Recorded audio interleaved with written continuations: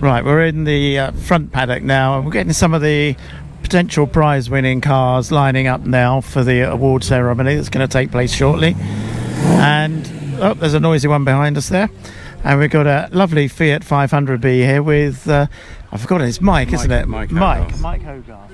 Hi, Mike. Hello, how are you? I'm not too bad, thank you. And you? Yeah, very well, Good thank day? you. Yes, very good day. Yeah. The weather's been fantastic. Like you might be winning a prize by the look of it. Maybe, yeah. Who knows? Let's see. But you're in the prize-winning line, Yes, so no, fingers crossed. it's promising, isn't it? Yes. Tell us a bit about your car. Well, I bought it in 2019 from in Italy. I didn't quite believe that it was true, so I flew down to Italy to look at it in Bari and Puglia, and there it was, sat in a great big warehouse. So I paid it on the spot, and the transporter brought it back to Italy, from Italy to England 2019 in July. Okay. It was supposed to be a retirement project, but during lockdown I'd managed to accumulate all the parts I needed, so I put it together. I reconditioned the engine, gearbox, back axle and all four corners. Some tearful moments with shock absorbers, but we got there in the end. Nice. And put it together, and it's been on the road for the last year and a half now. Okay, so you've been using it a fair bit now then. Mm-hmm. Anything more to be done with it, or have we got there now? No, it's pretty much there. We were entered in the sheer hill climb last year. Unfortunately, the gearbox bracket mount broke. Yeah. So we had to, and broke the rear casting, so we got a new casting from Italy, or a replacement.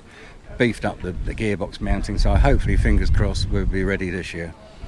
Quite a rare car. Do you know much about the history of the car Not really. itself? I've got an Italian logbook, but a lot of doctors have been writing in it, so I can't really understand You can't read the writing? No. I do know it went missing for 10 years, between 1948 and 1958. Yeah. According to the logbook. So whether it was in a vineyard, or there's a lot of clay underneath the car when I bought it, so we wonder whether it was in a vineyard somewhere. Could have been, couldn't it, sitting there? Yeah. Yeah, until someone rescued it. Exactly, yeah. But the bodywork was as it was when I bought it. Is it? Okay. It's not bad. It's a few scratches. It's 74 years old. So, yeah. I think it's been resprayed, but it's in fair good nick condition. It looks fine, doesn't it?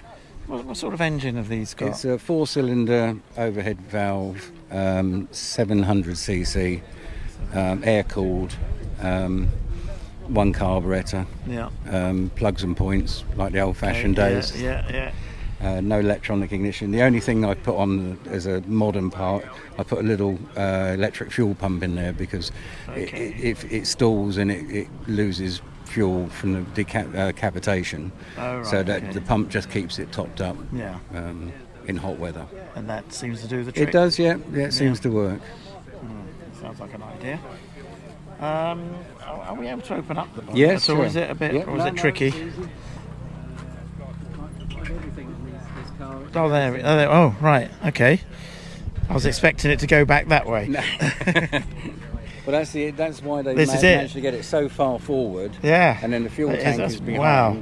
And then you've got extra room for the rear seats. Yeah. So the early A's didn't have any rear seats, but this was the first family tourer that Fiat made in the 500 series. Okay, that's amazing that it's so far forward in the car, isn't it? And the radiator, of course, behind the engine. Yeah.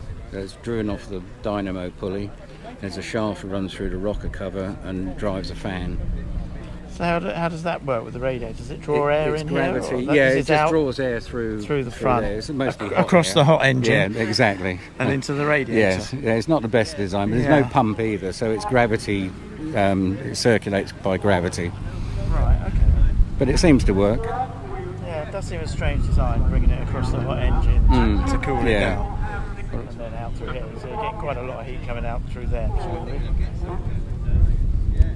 But it drives quite well. I get 50 on a long. If it's nice and flat, I can get 50 miles an hour.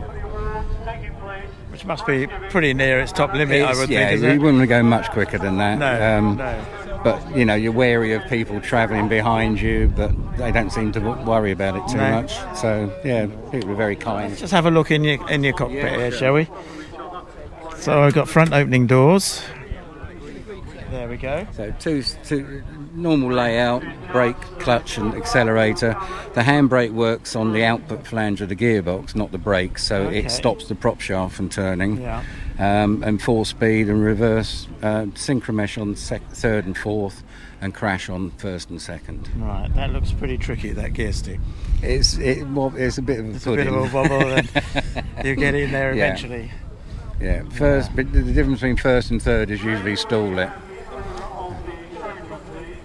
But no, it's a nice, easy car to drive. Lovely. It is pretty basic, isn't it? Yeah, I guess it's a basic family car. Exactly. For your Italian family. Yeah. Probably in the countryside somewhere. Yeah, that's it, exactly. Yeah, and touring on holiday. Full sunroof here, which just drops right back. That is fantastic, and it gives you a lot of air. It's just a one lever system. Yeah. No boot. But the spare tyres mounted on the rear. So no luggage space other than put it in the back. kids' laps. Or the kids, got the kids in the back. It's a bit of a problem, isn't it? Great, that's lovely. That's thank all right. you very much, No, Mike. thank you very much indeed. Your car today. Thank you very much indeed.